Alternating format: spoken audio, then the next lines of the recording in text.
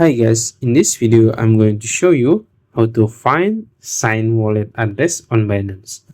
This is the sign charge and just get list a few days ago on Binance.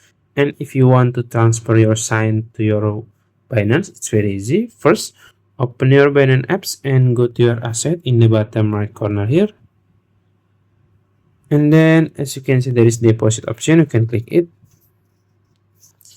And then you can search here STO, I'm sorry, sign, and click this one. And now you can choose the network. There are Ethereum, Base, and BNB Smart Chain. I will choose BNB Smart Chain because it's cheaper. And this is your wallet address. You can copy it or scan it. That's it. If you found this video helpful, please like this video and subscribe to my channel. Thank you.